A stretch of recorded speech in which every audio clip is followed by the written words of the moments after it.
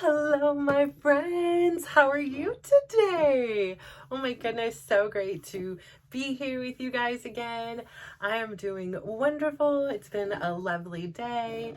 I did have just a beautiful morning. I was able to do all the little habitual things that you guys are well aware of by now.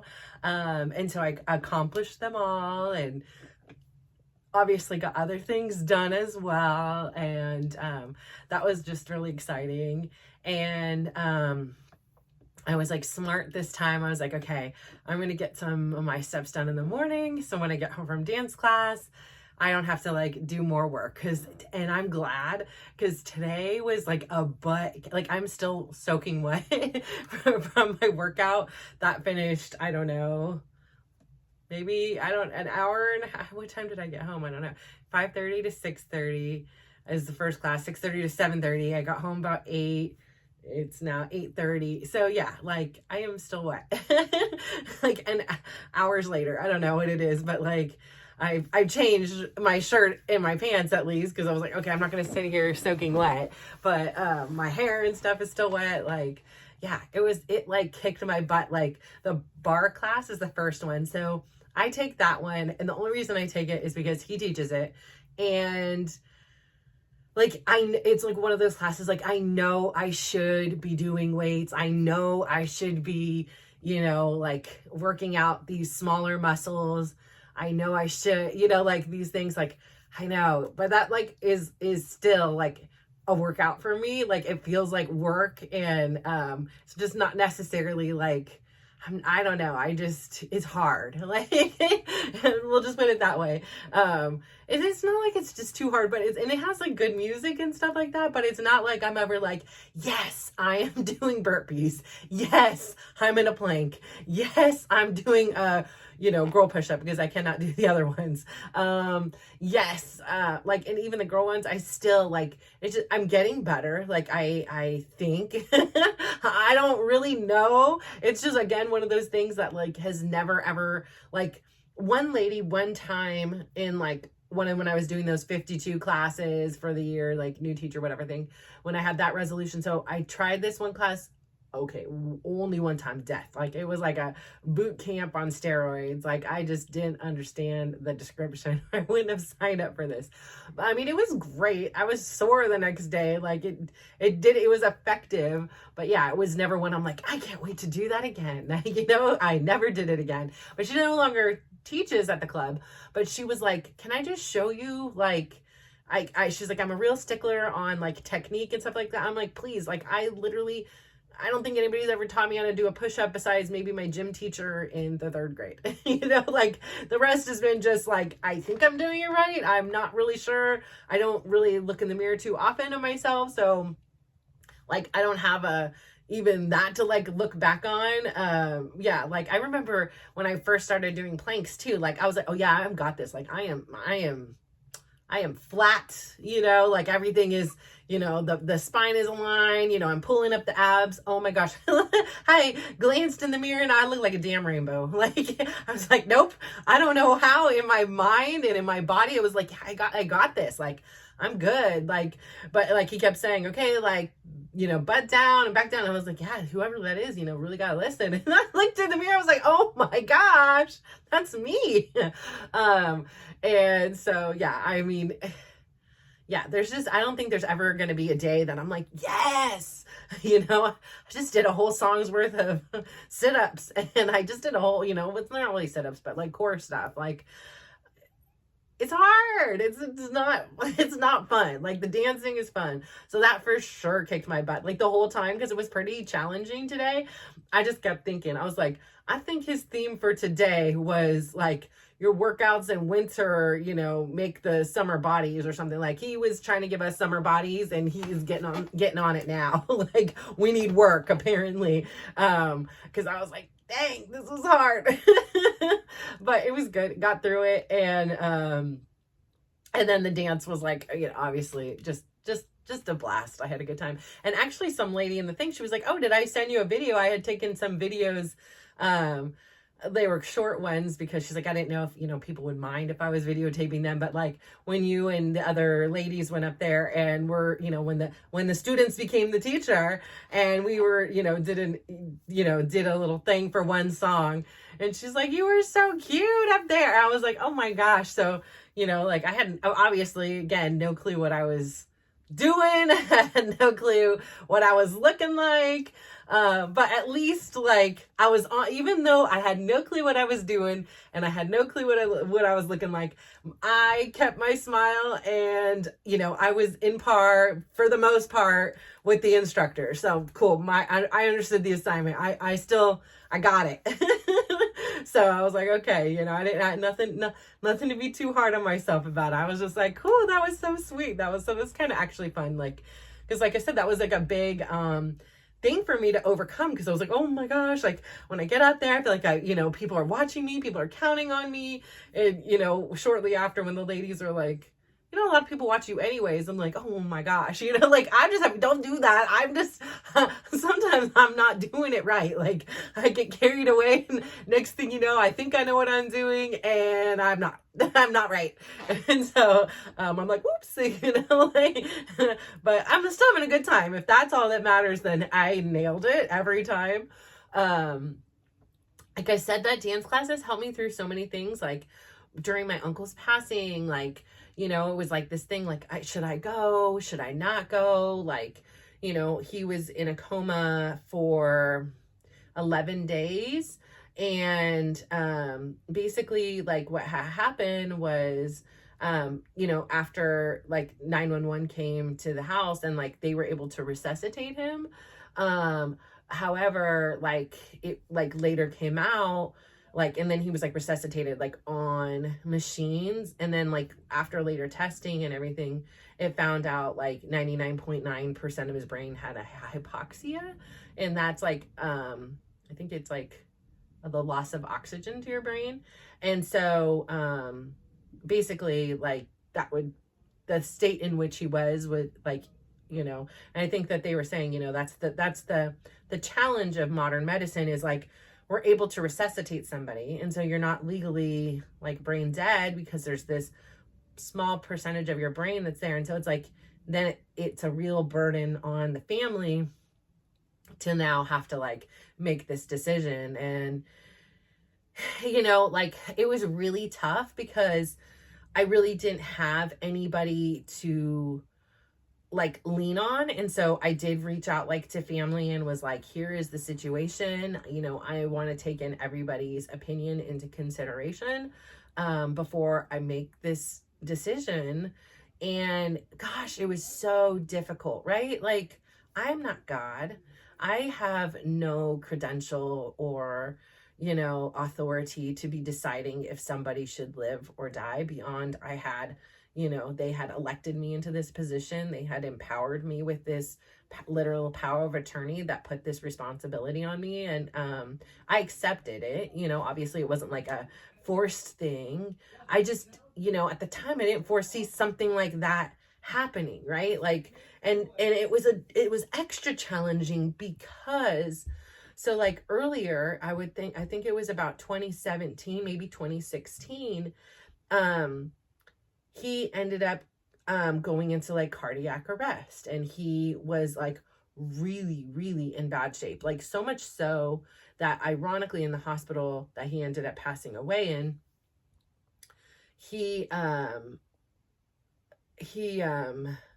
we were in there, and it was me, his wife, my Aunt Betty, my Aunt Tina had came, and my cousin Tiffany had came.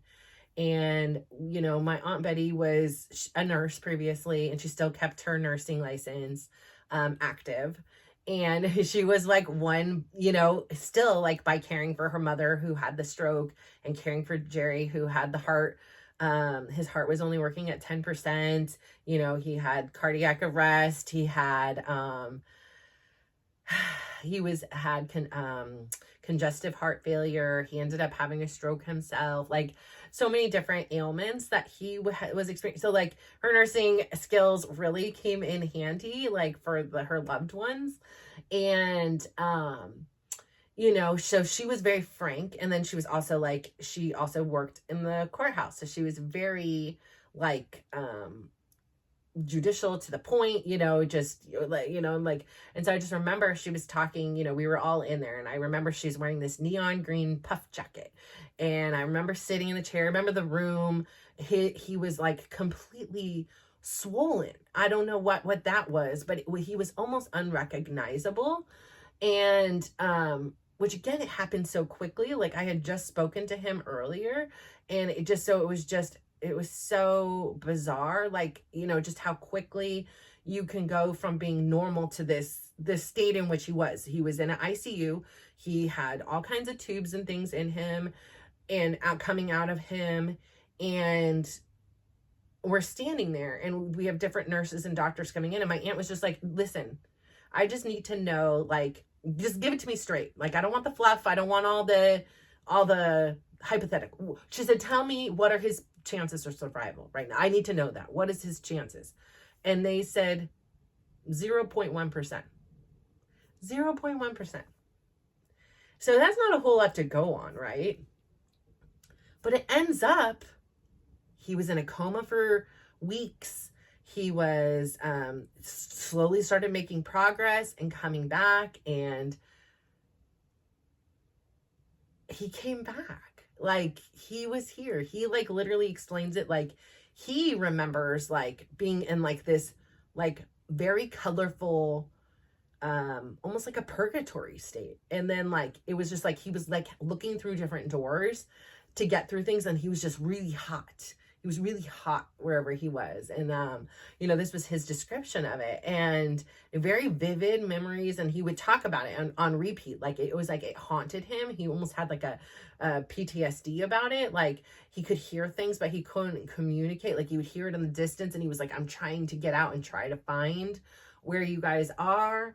And so he came to, he rehabbed, he was in a rehab facility. He got kicked out of that rehab facility, went into another one. Then he ended up leaving that and then going to like a smaller, like home-based care home. And then from there was able to go back home. So the whole mission for him was, like, my Aunt Betty was like, you need to be able to walk 30 steps from, the bed to the bathroom. You need to be able to, navigate that. And so, it was, again, a long journey. He got there and he got back home. He wasn't one like that really loved like,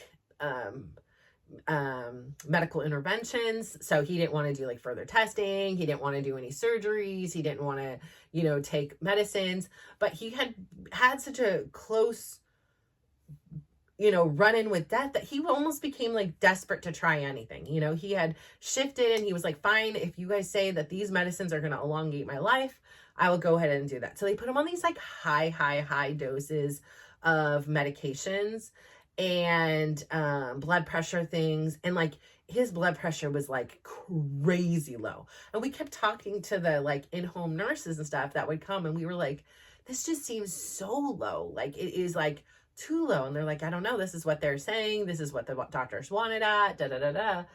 And we kept voicing concerns. So one day, one of his best friends comes over, and they go out to lunch. My Aunt Betty wasn't home, so she wasn't even aware that he was going to leave. She left. He was in bed. She expected him to come home and he'd still be in bed. But he ends up going out to lunch with his friend, and he goes to get out of the vehicle when they arrive at the restaurant. And he's a big guy. I think he was like 6'4" at his, so I don't know if he shrunk over the years. Maybe he was 6, but he's 6'4" guy. He used to be like 400 pounds, but, had lost a lot of weight. But he was still like maybe 200 something, it's a big guy. So he gets to get out of the car, and, because the blood pressure medicine's dropping his thing, I think the shift in his, the height, the blood, whatever.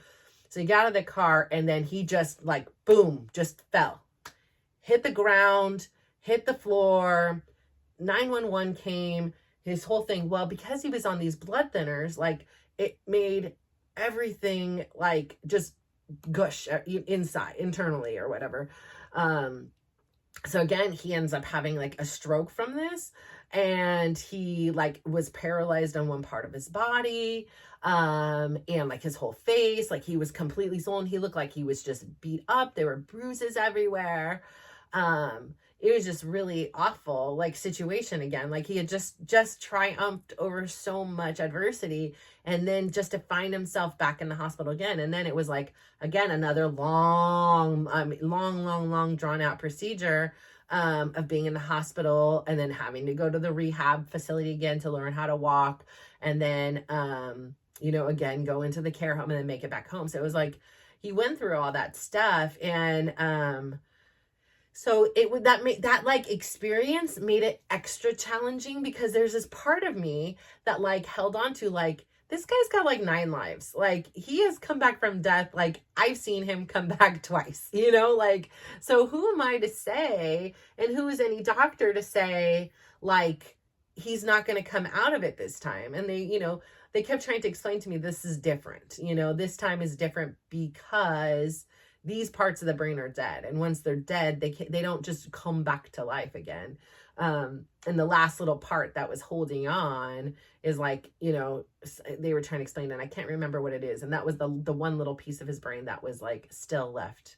And I think that was, and it wasn't breathing, because he couldn't breathe on his own after the ventilator came, he hung on for a while, but it wasn't more than 2 hours, like, it wasn't, yeah. So, I mean, it was, it just an interesting experience. But like, obviously I was saying, the dance had got me through, because it was like, it was in the halfway point. It was like a good thing for me to experience. And I didn't know too many people then at that time. It was still pretty early on in me going to the gym. And so I still didn't know too many people. So it was just very therapeutic to have this place to kind of unwind, and then have it's like, it was such sadness and concern, and it's hard for me to make decisions in the first place. And so, like, finally I would like come to my decisions, and we're coming up right now, nearing like the anniversary of all that time, because this happened to him in February, and then he ended up passing away on March the 5th. And it just, like, I so wanted him to wake up. Like, I just so wanted that miracle again for him, and for myself, even, like, selfishly. Like, I just wasn't ready for the end. And I don't think anybody ever is. And it was like one of those things where it was like, because he had so many medical issues, and the results of it, like, he would still like cough up significant blood on occasion, and no doctor knew why. Like, there was never any like diagnoses or like treatment offered or anything. And then even if there was, he then, after that experience of having falling, he was following all the medications, he was like, I'm not taking any more of this stuff. Like, this stuff made me worse. And he really started, he was such a brilliant man. I mean, he just really started anything, like I said, he wanted to know. He absolutely loved YouTube. He just loved books. I mean, their house could have been a library. I mean, there were thousands and thousands and thousands of books in there. They just profuse readers, profuse learners of anything about life. He loved movies. And then, like, even so, like, he always wanted to know, like, the background, like, he wanted to know about the actors and the directors, and, like, it didn't end there at the, the start of the movie and the end of the movie. It's like, they would do the whole, like, the intricate, like, further development or whatever, he would watch it all. Like, he would know everything about it. And he even loved, like, some shows, and like some of the shows that, like, I introduced him to, or he introduced me to. And then after he passed, like, as those shows have continued or come to their finales, like, I've always felt like, hey, we're watching it. Come on, like, come visit me. Let's watch this finale together. But yeah, I mean, it's just it's a crazy experience, because, like, you never think like something like this is going to happen. Like, we all just want to either live forever healthy as we are today, or, just go to sleep and, just die peacefully in their sleep. And then, when something like this happens, and it's so jarring, like I said, he would always say like, I'm not going to live forever. And, like, I want to live, like, I want to live till I'm 103 or 133, like, but, so then other days he'd call and he's like, I'm going to die soon. And like, I hated that, like, because it was like, no, you're not, like, but then truly all of us are. And so I think that there's always this, like, this theme in my life about death. And I think it started with obviously seeing the experience with my mom when I was young. And then I remember like when my grandpa passed away when I was 8, and it was like an open casket and just this being this really big thing. And I was like, I don't even want to go. Why am I going to this funeral thing? Like, we had just seen him the week before. And, he had at one point of my life when I was young, he had lived with us. Like, I shared a room with him. Like, so like,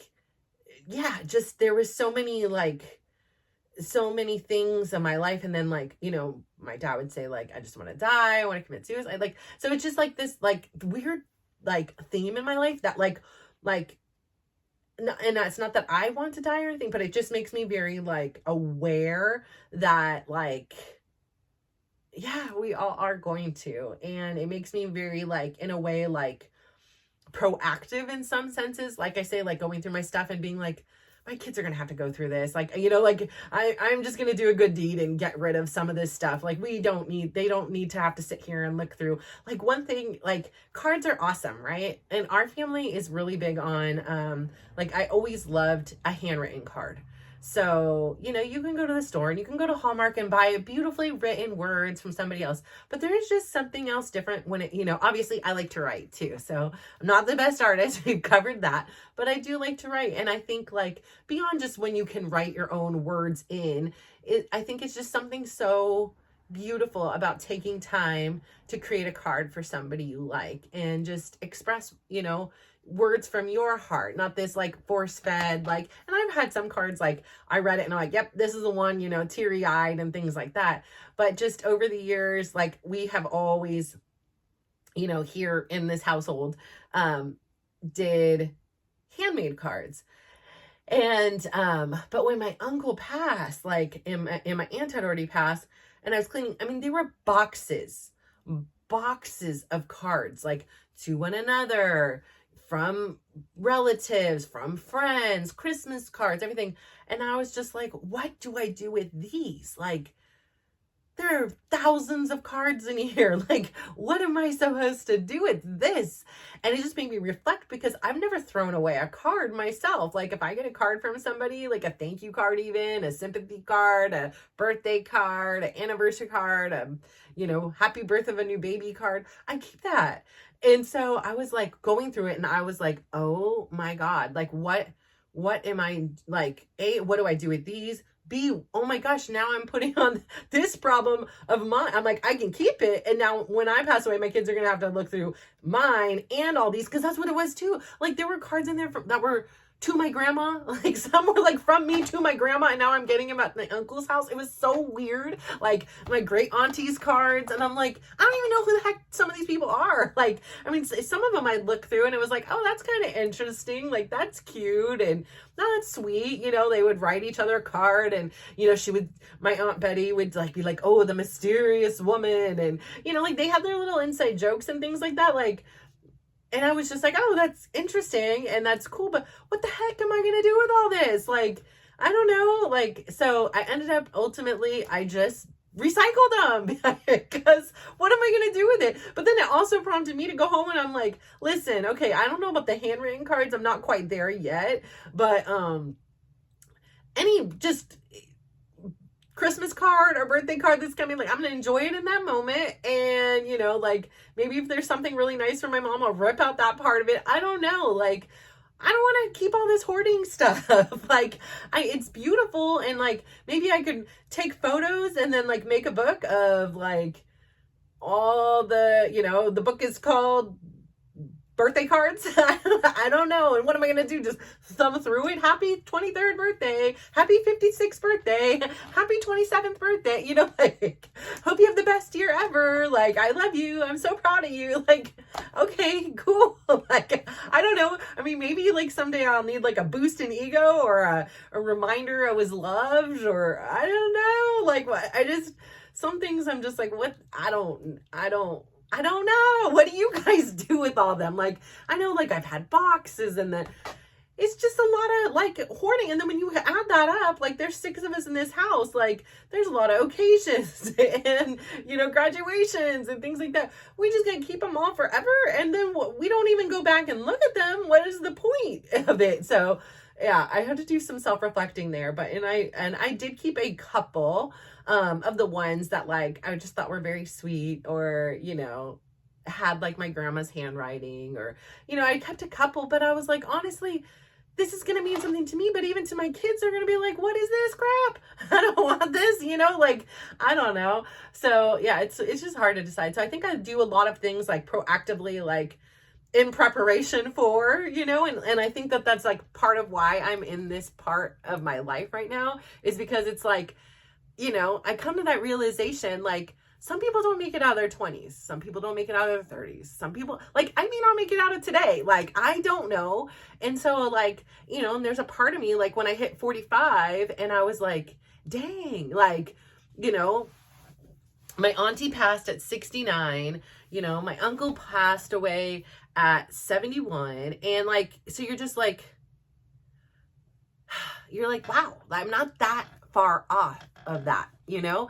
And, like, you know, hypothetically speaking, you know, possibly like half of my life is in the rearview mirror. And like, I think there's a ton of lessons there from that.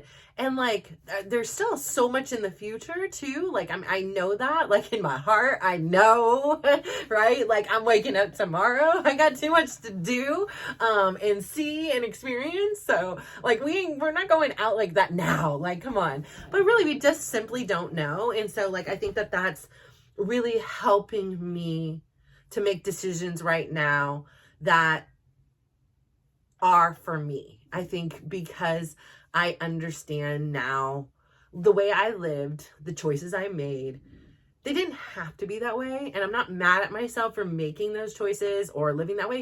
It was simply just doing the best I could with the tools I had that were taught to me. I believe this was the way life was. I believe this way was the way I was supposed to live my life. And now it's like, I'm awoke. I woke up and I'm like, oh, it can be different. And let me try things. And I'll try little things and I'll try little things. And I'm like, oh, wait, I like this. I like the way this feels.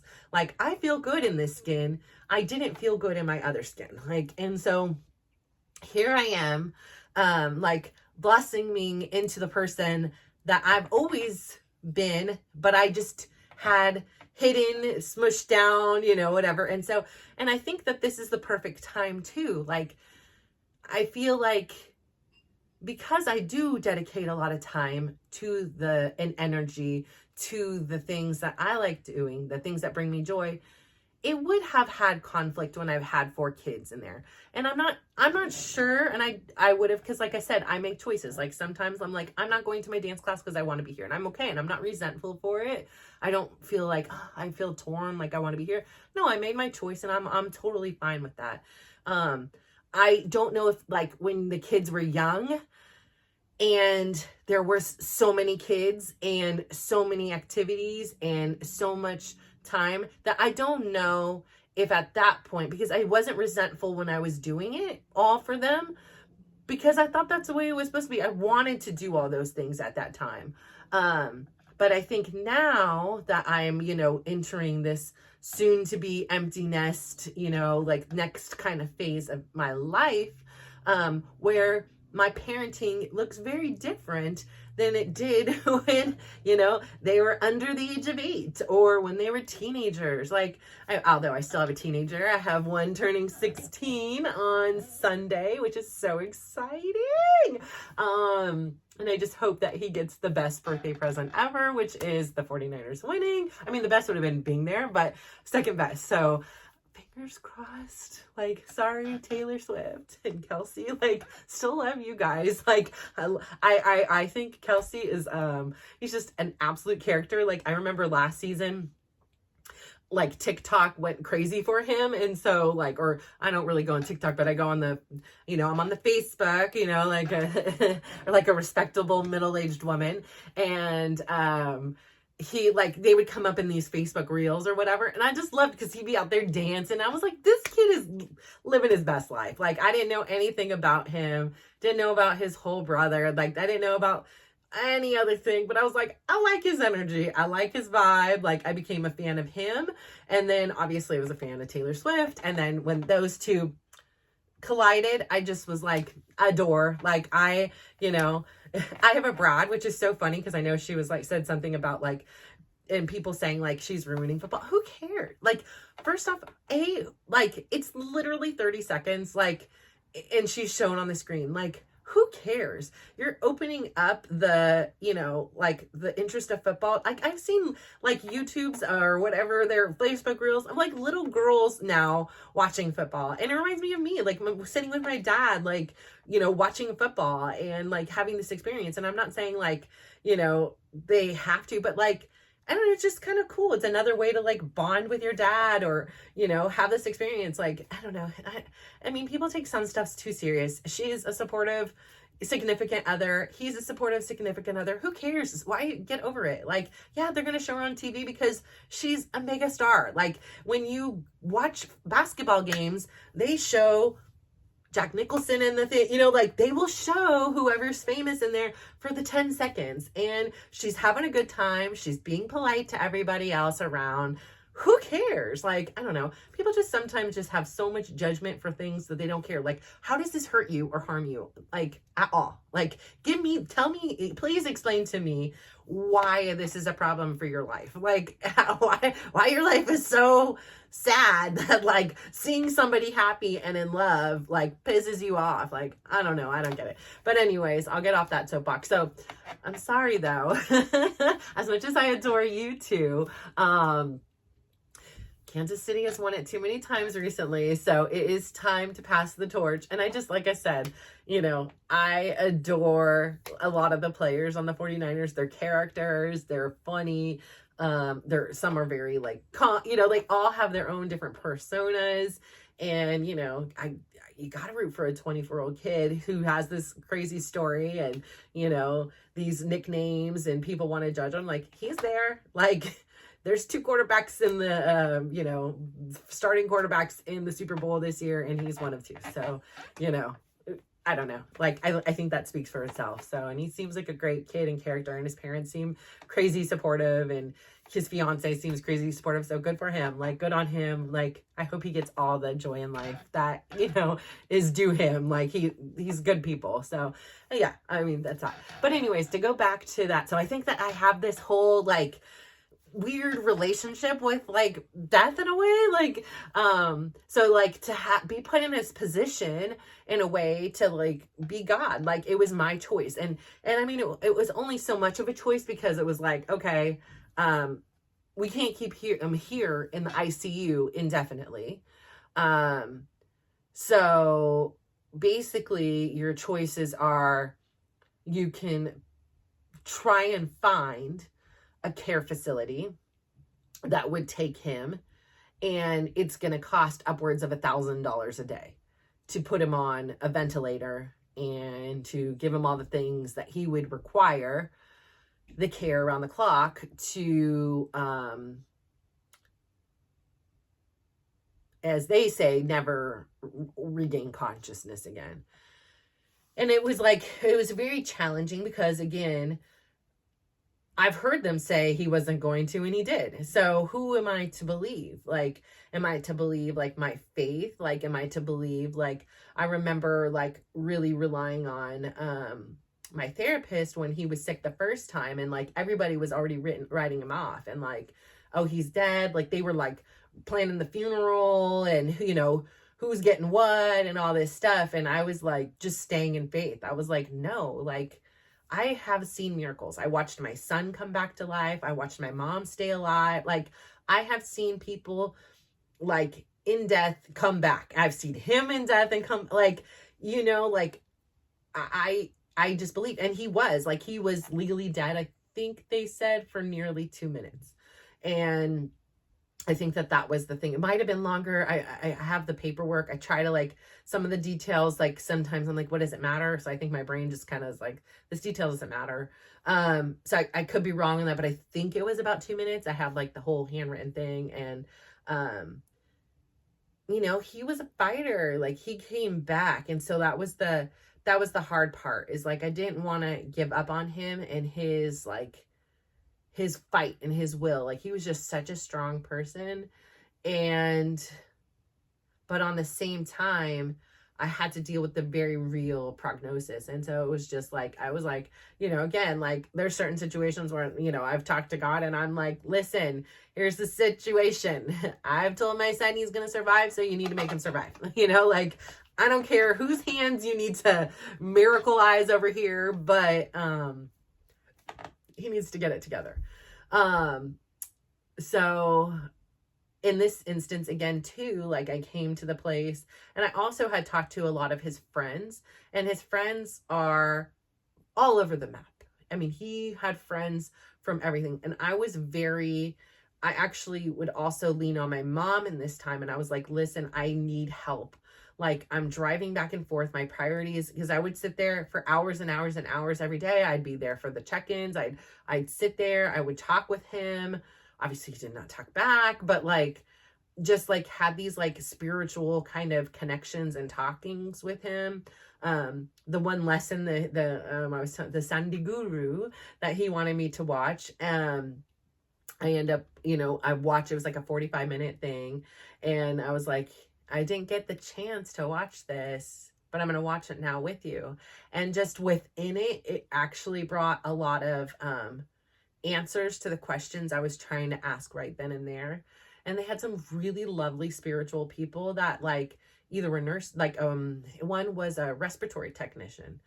And I think probably maybe because of obviously the business that she's in, you know, you see a lot, right? You're working in a hospital environment, a respiratory tech that had been doing this during COVID. I can imagine it's a very challenging job. And her and I, you know, because I was listening to this, and when she came in one time, and I, you know, paused it, and, you know, it's like, sometimes some people, you feel that energy, and you know that this is, like, a safe person and safe place to talk about things that other people just quite don't understand or agree with or want to hear.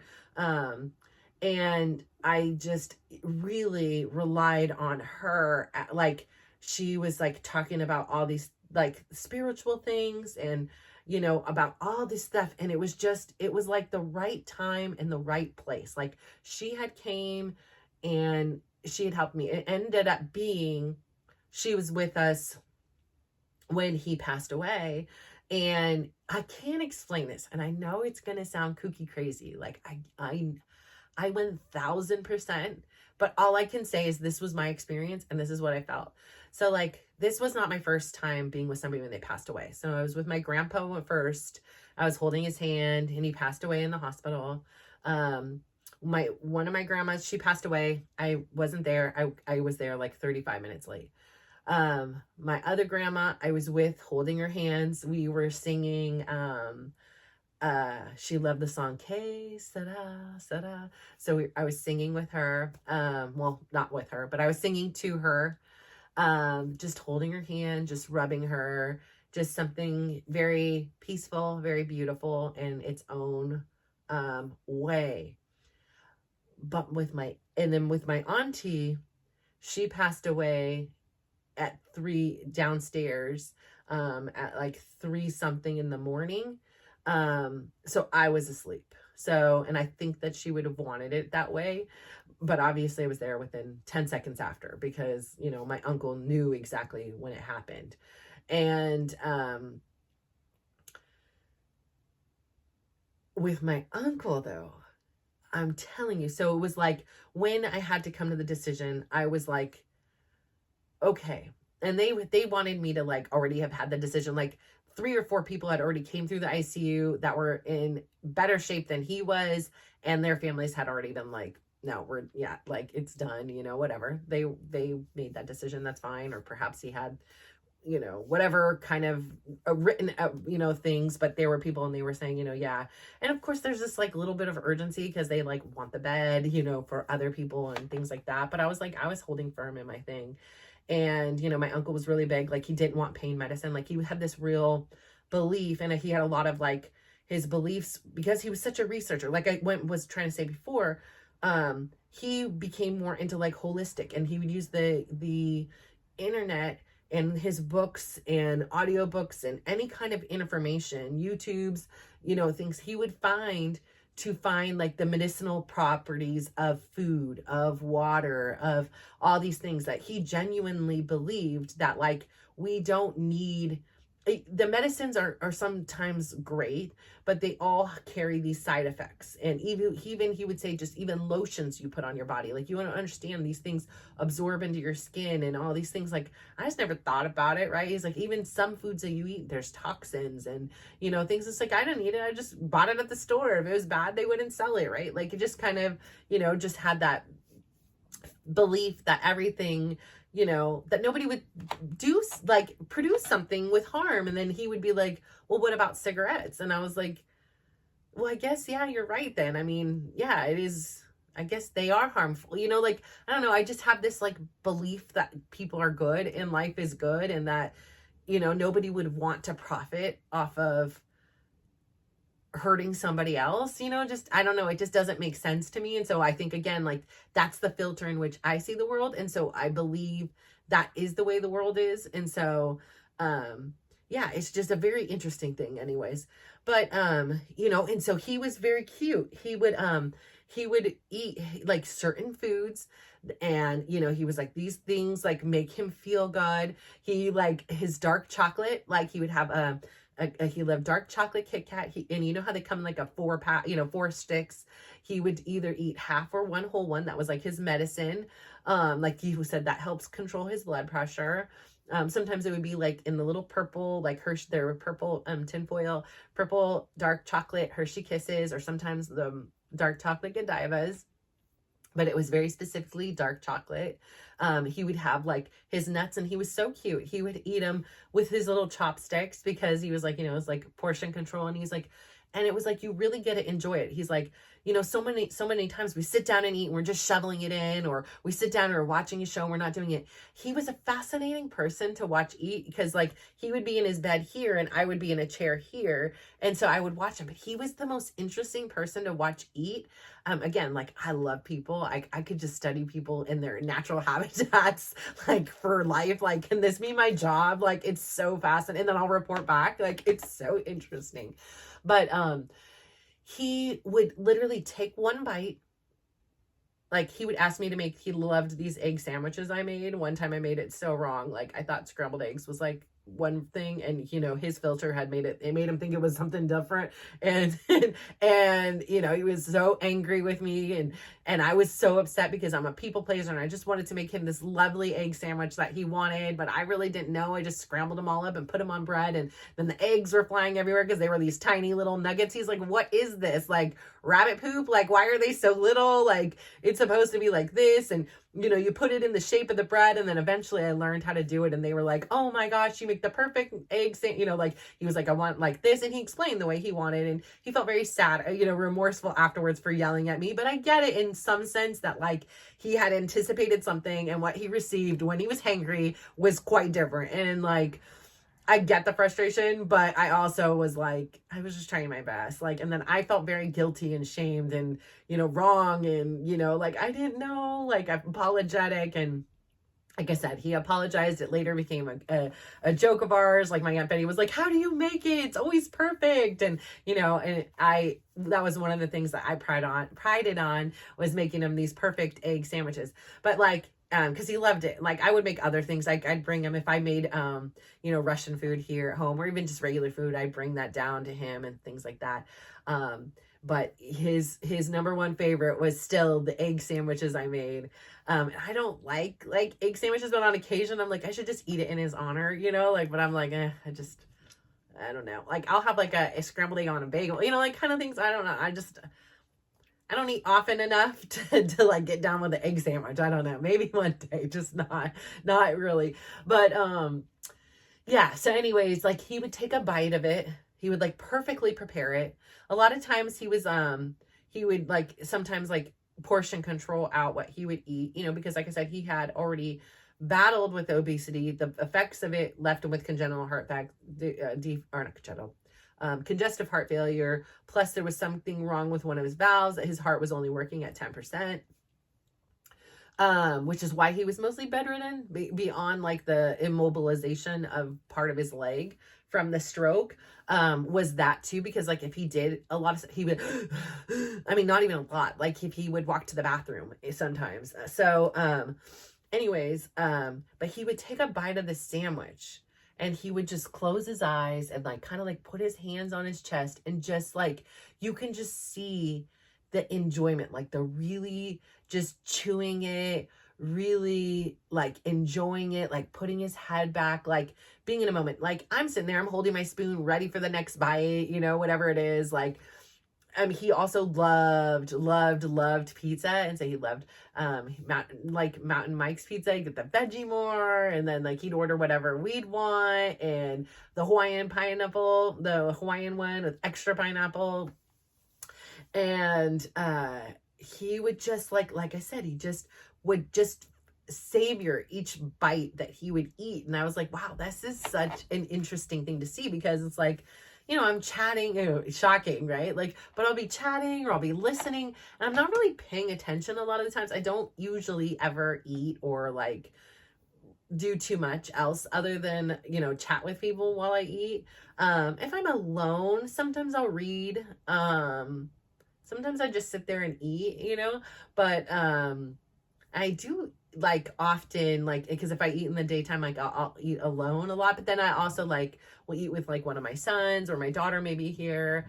But then like I said, I'm talking, and so I'm never like, or very rarely just like, you know, maybe the first bite I'm like, this is good, you know, like, but I'm never just like really like putting that fork down and just like, you know, letting my palate just process every little morsel that's in there. It's just like, okay, it's like we're just doing that. But I thought that was such a fascinating thing. So he did so much research on food as medicine that I think that it really contributed to how long he did live past the time when they said he wouldn't live.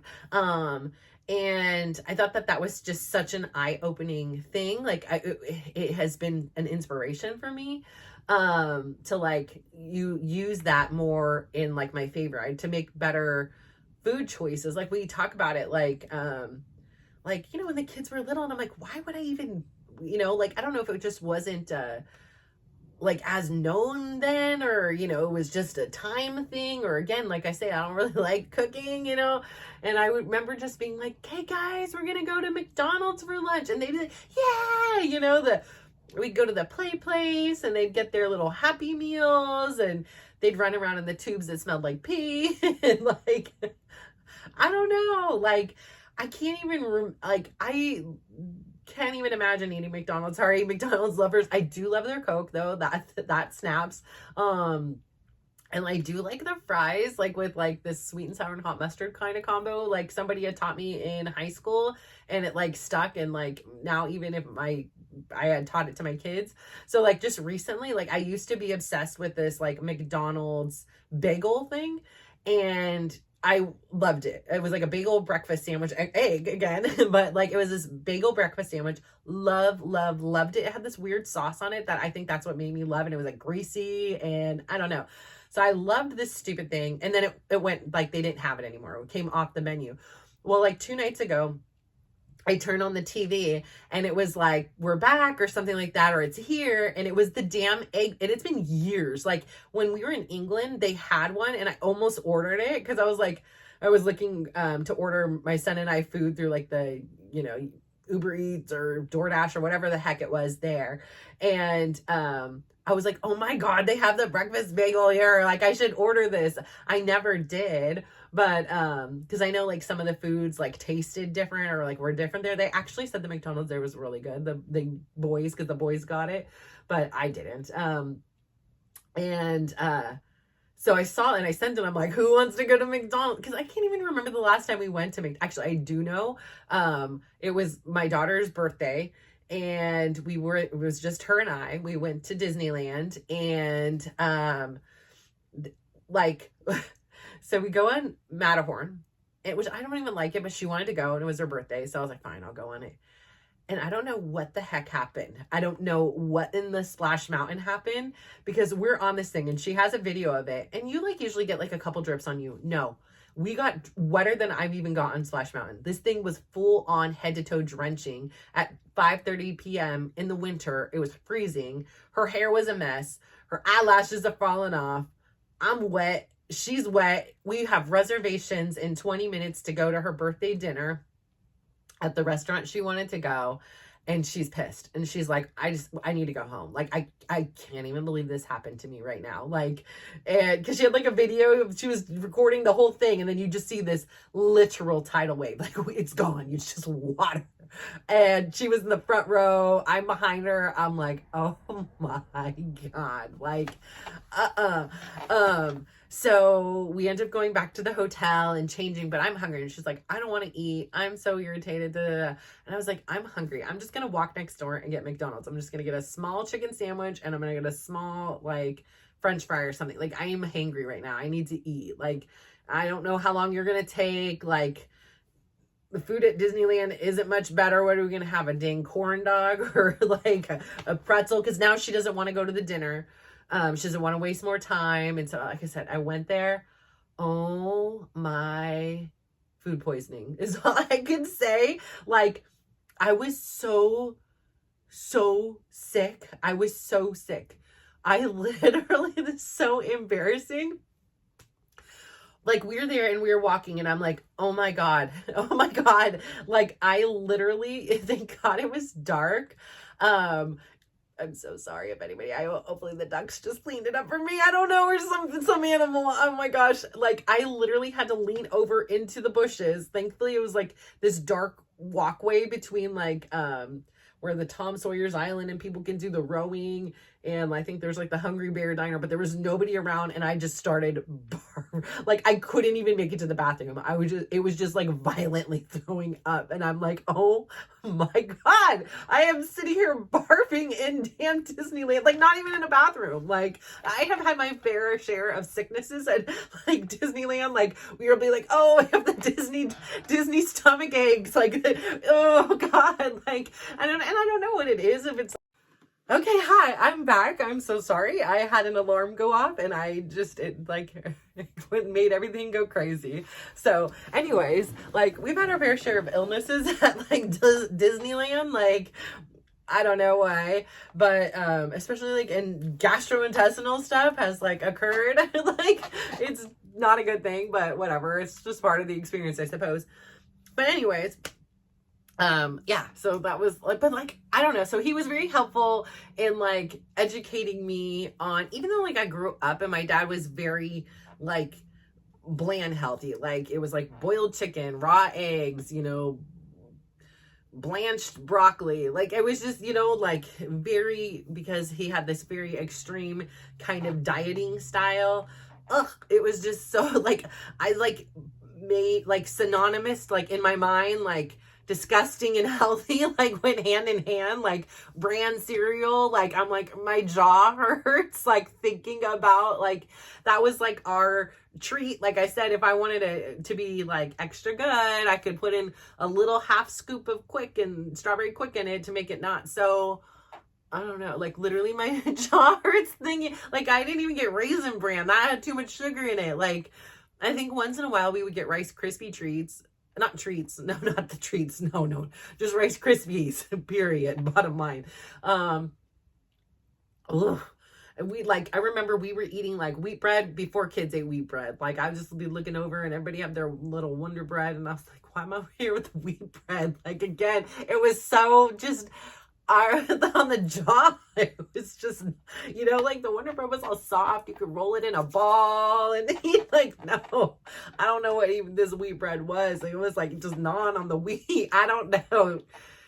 Different. So like, I really like put this connection that healthy was gross. And so like, I do love, like my daughter says all the time, like her boyfriend's family, like they eat out, they eat like we used to eat when they were kids. Like, and she's like, I love that you guys always have vegetables, and I love that like there's always fruit and there's healthy options and salads and spinach, and you know, there's all kinds of like, you know, chia seed, like there's just like healthy options here. And she's like, I really appreciate that. Like that was something I didn't realize when we were growing up that like wasn't the norm, and I really took for granted. So she's like, thank you so much for always having like healthy foods in this house, and it just makes it so much easier. Now granted, I still like, because I, you know, and see both ways. Like I don't want them to be like deprived, and then when you feel deprived, like I felt deprived, I went the other way, right? I felt like I went crazy. I had my own apartment. It was like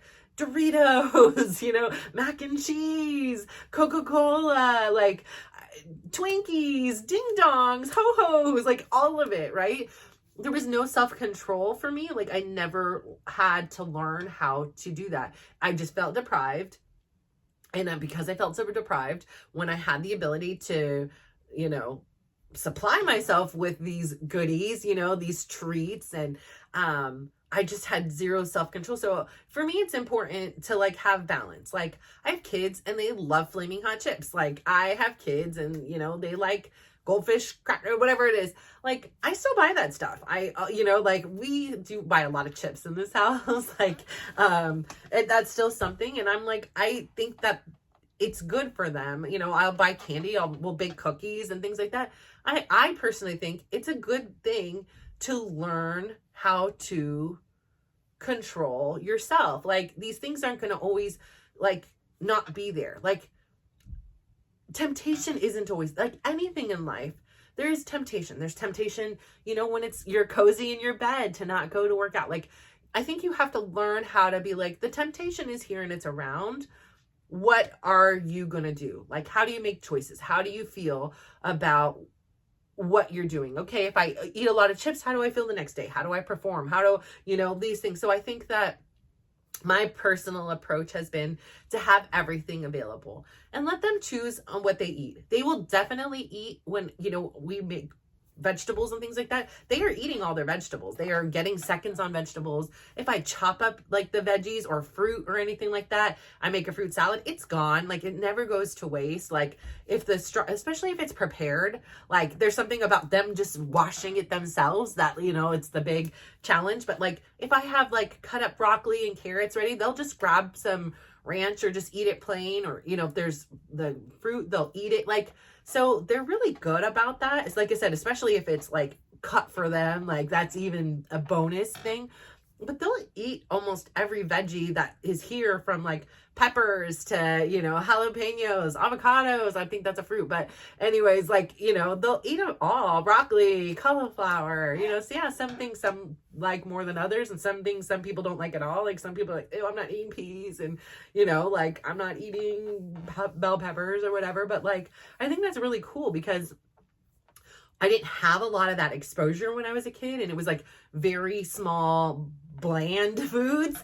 And so like it wasn't even until like I was in college that I tried sushi. It wasn't even like until I was in college until I like liked a lot of these things. Like bell peppers, I just like within the last like 5 years like fell in love with. Like I always thought I hated them and couldn't stand them. And so it's been like really fun exploring like new foods, and especially like nutritional ones, and like how naturally my palate has like evolved to where like I don't even want the other stuff anymore. Like I said, like the McDonald's, that would have been something we would eat frequently, and like, sorry, that's like almost embarrassing, but like it is what it is. Like they're still healthy-ish, you know. Maybe that's why they have so many problems. We'll blame it on the McDonald's. No, it's not that McDonald's. Maybe, I don't know. Like I'm gonna say no, it wasn't. But like, I mean, we were living. They had a good time. I, you know, didn't have to cook, and you know, we got through. But I just like naturally, like, even though I've seen this bagel sandwich and I've been wanting it for years, like I have no interest. Like I would rather go get Korean barbecue again. Like I can think of like, I'd rather have like go to a Mexican restaurant. Like there's like 20 other things, maybe 50 other things like I would think of before I'm like, yeah, let's go actually get this dang McDonald's breakfast sandwich. Like I just can't imagine that being, I feel like I would just I feel like I get a stomach ache right now just thinking about it. like I think my body would be like, no, it's the bad alcohol, especially after my last experience with McDonald's.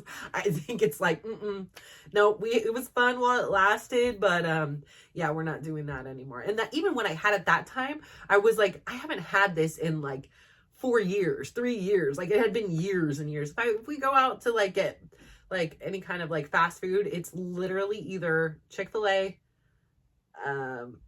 In-N-Out, or Chipotle. Like those are the 3 fast foods we eat, or like deli sandwiches and stuff like that. Like we don't eat out very often.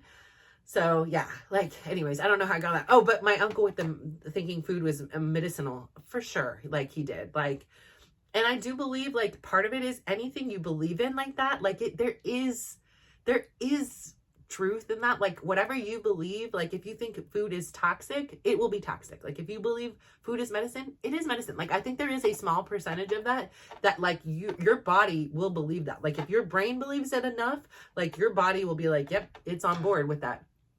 But you know, I say all that to say definitely that experience of having to make those choices has also prompted me to like be very clear in what my choices are. Like I've seen this time and time again now too. I've seen it ruin families because people have different opinions, right? Like I go to a quality of life. This is my opinion.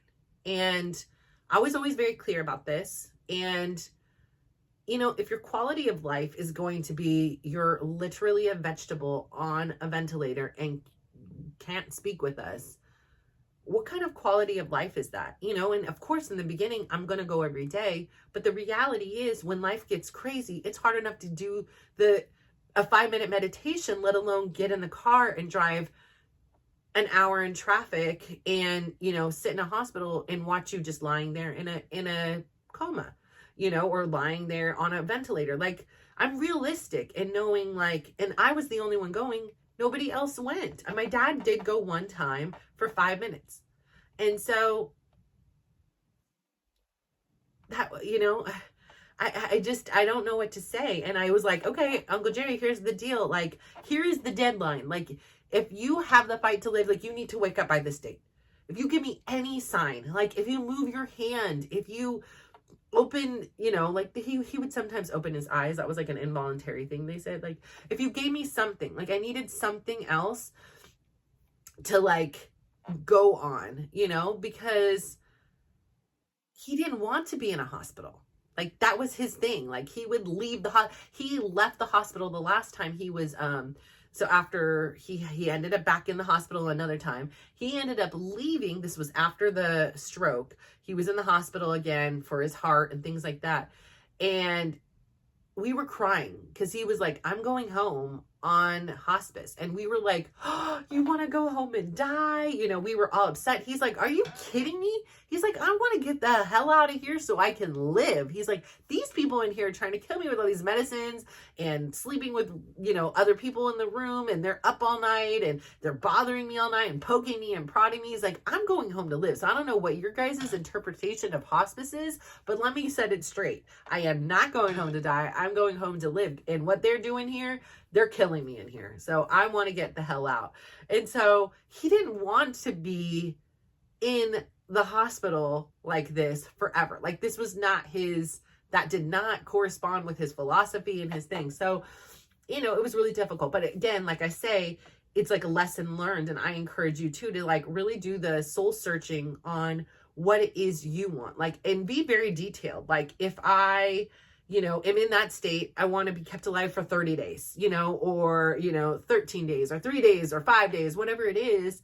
Or I want to be kept alive forever because maybe some miracle treatment will come out or something will happen and I'll come back. Like whatever that is, there is no judgment on what you want. I think the problem comes, like I've seen in my own family, is when there is no definition of what that person wants, it by default falls on others, right? And every single person is so unique, and every single person has a different belief in death and a different belief in life.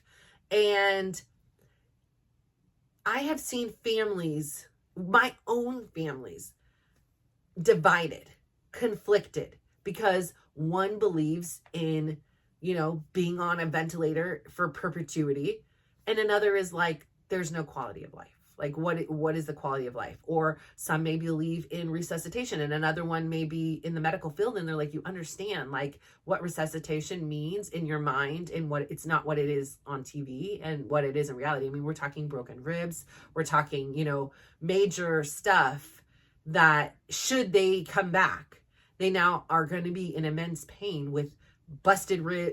They're like, it's not a pretty thing, so it's like, I know we don't want to think about that, right? Like, we only have so much time to live. Why are we sitting here worrying about death? Like, but I think that it is the nicest gift that you can give your family, to not have them have the burden of making that decision. I have 4 kids. They have very different, they're just different personalities. Some people may be able to make the decision. Some people may not be able to make the decision. And oh yeah, by the way, you're in a very emotional state. Like, a lot of times you don't know that this is going to happen on this day. Like, you don't know, I didn't expect my uncle to go into cardiac arrest the day he did. There was no indication of that. He sounded happy and healthy and was having lunch with he had his lunch with his friend. Like, there were no indications beyond his overall health picture that would say that this was going to be the day. So like, just think about it, is all I'm going to say. Think about it and write it down. And you can always go back to it and be like, I felt this way, like, it's not set in stone until like the day it happens, right? Like, you can always return to it, but like, don't leave that pressure on somebody else to make. And I thankfully had a very supportive crew. I had a very supportive, like, most of the decision was on me, but like, I spoke to my dad, I asked him to ask like my brother, like, there were a lot of people that were involved. I asked my mom, because my mom's like friends with him. I asked his friends, and nobody was going to steer me in one way or another. And everybody was very supportive, which I was very blessed. Like I said, I've seen people, like, when it came to not my dad's mom, but my mom's mom, like the siblings and my grandpa, like everybody, it was turmoil, because you're also in shock. You're like sad. There's just so much going on, and you don't want to say goodbye. Like, you don't want this story to end. You love this person so much. And even if you had arguments and fights and misunderstandings and hurt feelings, like, you still just want more time. You just don't want this story to end. And I think that's what it comes down to. And just having like a lifetime of not having learned healthy communication skills, and then just being uber protective, right, of those people that you love. And so, like, I had to really learn how to be okay with that decision. And it still is just so sad to me. Like, but again, like, I used a lot of resources. I knew his personality very well. I knew what his desires were, because he had communicated him ish to me, right? Like, we didn't have the exact scenario down, but kind of like, I gave him the time, and, it was very like clear to him. And every time, like, don't forget, here you have this many days, like, you need to get up, like, you need to wake up, whatever it is. And I know, like, but anyways, I'll finish with this. So, I was telling you about this respiratory tech. She was amazing. Just a very, she was talking about, like, I had recently been like watching a few, different kind of like spiritual kind of things on YouTube. I was in this rabbit hole of a time of my life. And ironically, and then she also had already been like on that journey like a few months before, a year before. So it's like, it was like she knew, and she like even knew where I was going, like, it was so good. And so, but the beautiful thing about when my uncle passed, so again, it's not like what you see on TV. It's not like, oh, you just take out a plug and then, you know, just they go to sleep. Like, it's just not like that. I'll spare the details, but it's a process. It's a long process. Again, he was able to breathe more than anticipated, you know, like, without the ventilator, but it was no more than 2 hours. I know he was so damn happy to get that thing out. He hated ventilators. Like, he would literally rip them out. He'd rip out IVs. Like, he didn't want any of those things. He'd come in, he'd rip out an IV and like smear blood all over himself and had it everywhere. And like the nurses be like, oh, what's going on in here? You know, like, I mean, there were times they would like tie him down. It was just, he was not a picture perfect patient. Like, I feel I would be so kind to these nurses. I'd be like, I'm so sorry. Like, this is just him. Like, it's not you. Like, it's just, this is the way it is. And, most of them are like, we get it. Like, we get it. Like, you know, some would be offended and others would be like, I get it. But anyways, so there's 3 of us and there's a chaplain in there. There's this, I believe there was a doctor or nurse in there. And then there was the respiratory tech. And like, it was just beautiful. He had a window. And the way the clouds were moving and the sun was shining in the room. And then it was just like, I just closed my eyes. Like, everybody was just, it was just like there was so many unspoken things in there that were occurring. And I remember just closing my eyes and I'd be always holding him. And then he had this like stuffed animal bear that was like called Geary Bear. So Geary Bear was there too. And I remember like just holding his hand and I just felt this energy. Like, as he was transitioning, so he still was like in his body, still was technically like alive. You just felt like this energy. And I know like I sound kooky wooky. I get it. Like, I didn't have this experience with anybody else. And I don't know if it was our connection, where I was in my life, my kind of openness. Like, now at this point, from the time that he went into cardiac arrest, it had been 11 days. And so, you know, you had some time to understand that this was probably going to happen. So there was there was deep sadness and sorrow. I mean, deep sadness and sorrow. But there was also something so beautiful about it, because he was a hostage in this body. Like, he would say, like, you know, he was immobile and, you know, he was unable to like travel and even move within his home as he would like, because he would get out of breath and things like that. Like, his body was failing him, and, you know, he didn't utilize the medicinal properties of food until, you know, it was already so broken, you know, and I think it helped elongate the life, but the years of damage prior just hadn't had enough time for restoration in the body. But anyways, to go back to that moment, so I remember just holding his hand, and you just felt like, I felt this like rainbow-ish, like, it had rainbow colors, and it was like, it was jovial. You just felt this like a spirit, and you just felt, and I know this sounds kooky crazy, I know it. So maybe somebody out there understands or has experienced something like this. And all I can say is, there with my eyes closed, it was like you could just see, I could just see like a colorful soul just flying, almost like Peter Pan, or like a bird. It was just like, it reminded me of Peter Pan, just soaring around. And I just got a big smile, and it was just like, it was like, freedom. And it just, there was a moment where it was like, and I know, again, like, this is like kooky crazy stuff. Like, it was like my spirit and his spirit were like intertwining, and almost like, and then he was like dipping in and out. And then obviously, like, my eyes are closed. It was this feeling. There was lovely music on. And I remember at one point, the respiratory therapist, she put her hand on my shoulder, and it kind of like, he kind of went off, and I kind of came back to myself. and I could still see the soaring, but it wasn't like intertwining or anything like that. And it was just about to be time in which, you know, like the breaths were like elongating the span between them. And she just put her hand on my shoulder, and, you know, we watched it, and then it was just like, there was like a release, and I had like, just like kind of let out like this, like, it was a combination. I was very happy for him, but I was also very sad that like this was the final ending. And I remember afterwards, she was just like, I don't know what just happened in that room. She was like, but I felt that was the most beautiful passing I've ever been a part of. Like, I felt the energy and everything. So I was like, I didn't feel so cuckoo crazy, because I was like, there is no way anybody would, like, I don't even believe what happened to me.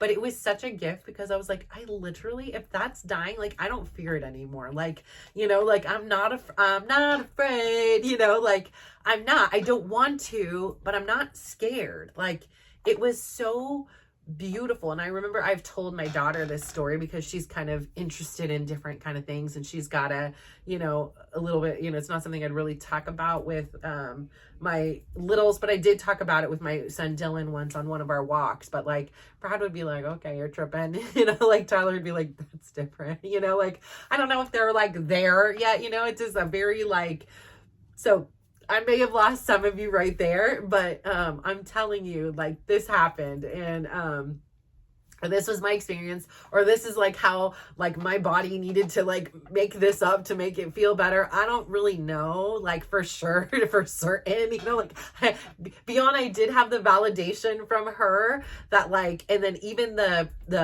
chaplain that was in the room, he agreed. Like, he was like, no, there was something very different about that.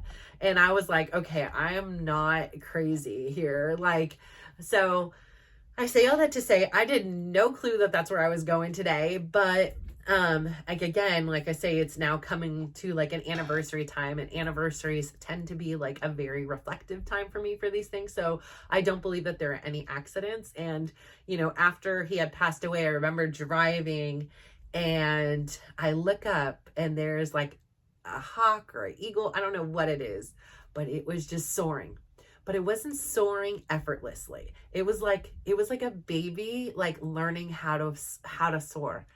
And I was like, I'll be damned, that is him. Like, I know that, again, that sounds cuckoo crazy, but like, I was like, because it was just like struggling. Like, it didn't have its feet, but it kept trying, and it was like having fun, and it was trying to figure it out. And I'm like, you have a good time. Like, you are free of that body that has, you know, entrapped you for these last few years. And like, his brain was phenomenal. And like, having that, like, if anything else, like, if it was like, he doesn't have his arms, legs, toes, whatever, like, that could work. But like, Geary without his brain, that was Geary. Like, his brilliance, his resourcefulness, his ability to self-teach him things, and then to teach others, and how to, and then even like, it's funny because he had all that brain damage from the stroke, and it was like, he still was damn smarter than 90% of the people I know, like, not even kidding you. And he was like, but I feel so stupid because I know how smart I was, and I am not that smart anymore. And I'm like, listen, you are still above the mean. Like, you are way above all of us. And, you know, he was like, sometimes, like, if he would talk to somebody on the phone, like, he would be like, I almost need to talk to them like this so they understand that's how my brain is. But I sound, because he rehabbed himself back. Like, there was a time he couldn't talk. There was a time he was slurring words, but he rehabbed himself back. Like, it was on him and all on Betty. It was like Betty used her nursing skills and was like doing physical things with him and enforcing him to do that, while he was doing everything he could to like practice writing.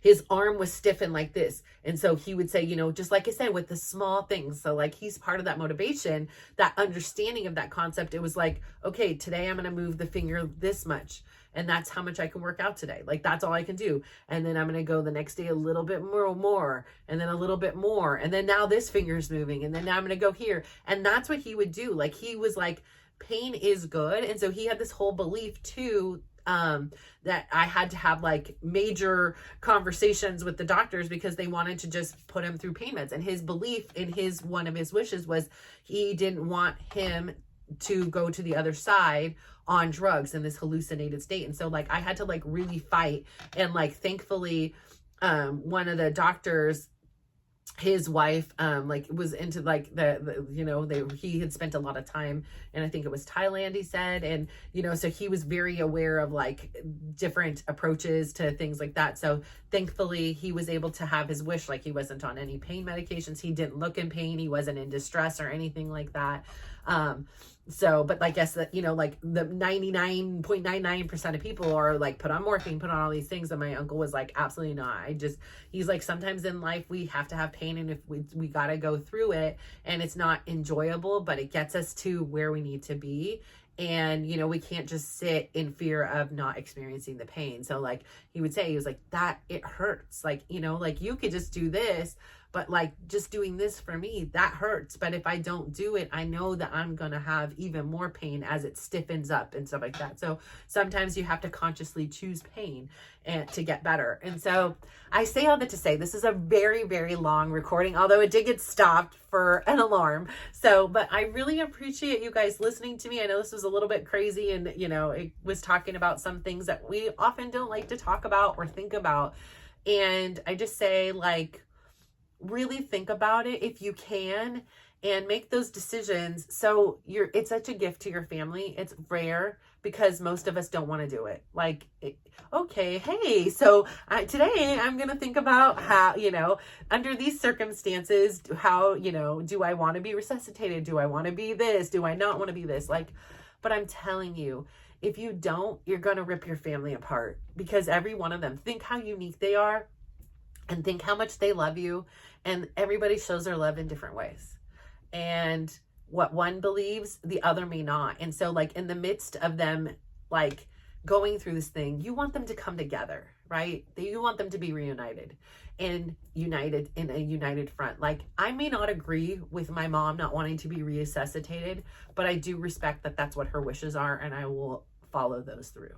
And I think that that's kind. Or my mom does want to be resuscitated, and, you know, I support that. Like, but at least that brings them together instead of like at war because one or two or three or four, they all disagree on the way in which it's supposed to be done. And now you're just having this like animosity at this time, when really you need your family. Like, you need your friends, you need your loved ones. And so you need some kind of outlet to process. And, you know, people that, you know, loved you know, whoever that person is that's having that experience, is just so helpful. So I say that all to say, number one, enjoy your freaking life. Live your life. Like, don't make my mistake and spend so many years living everybody else's life. Although I would not take a moment of it away, because I know it's gotten me to where I am today.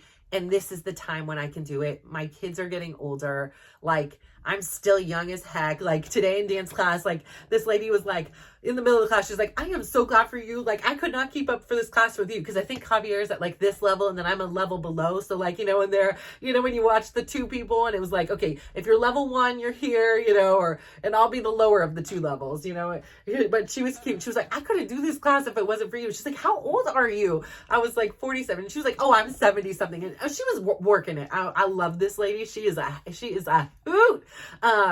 She is so funny and cute. Like, we had the Christmas party, and she was out there doing everything. Like, she looks good. She looks dang good. Like, and she doesn't look like fillered up good. She looks like good jeans good. So I'm like, you know, she always had this cute little saying, because it was her birthday and she was there once, and she was like, yeah, you know, somebody was like, she said something about the birthday or something, and she's like, yes, 70 years ago was my mom's best day of her life, or something like that. And I was like, that is actually such a cute way to say that. Like, I'd have to like have 4 best days of my life, but yeah, like that was pretty cool. Anyway, so I say, let's say, live your life. Go out there and do what you want to do, and start small, move your finger small, whatever it is. And I know, like, if you're actually listening and you're actually trying these things, like, I know you're feeling better than you did the day before. And that's the goal, right? Like, what have you done like to like help make people feel better about themselves, and what have you done to help yourself feel better about yourself? Like I say, a smile, a donation, an extra tip, a compliment, you know, giving your high energy, you know, sharing that with a class, and, you know, having a good time, whatever it may be. Like, do it. Like, giving advice, like, I don't know, reading a book, like watching a movie, you know, slipping on a robe, like whatever it is, like do something good for yourself that brings you joy. And, you know, the happier you are, the more you're just going to exude it. Like, I just so firmly believe I have lived that. Like, I did a full 180. So like, I not that I wasn't happy before, it just was such a different experience. It just, I can't even put into words. So like, if you know, you know, and once you guys know, you'll be like, oh, maybe one of you guys can put it into words better than I can. So again, thank you so much for listening to me. If you have any questions, suggestions, advice, like you want to share a story with me, please like, share your stories. I want to read, I want to know, like, I want to know you. Like, I want to hear like, oh, I tried this and I hated it. Like, or I want to hear like, I tried this and it's changing my life. So, you know, whatever it is, like good or bad, because everybody's so different. Like, and that's the beauty of it, is like, just because this works for me, it doesn't mean it's going to work for you, but I think it will. I'm pretty positive it will. Like, the same philosophies and principles, like, they're universal. So have a wonderful evening, morning, afternoon. Go out there, make yourself happy. Go out there, make somebody happy, and make those hard decisions about, you know, the end, and, you know, at least give your family that gift. So thank you so much. Mwah. Thank you.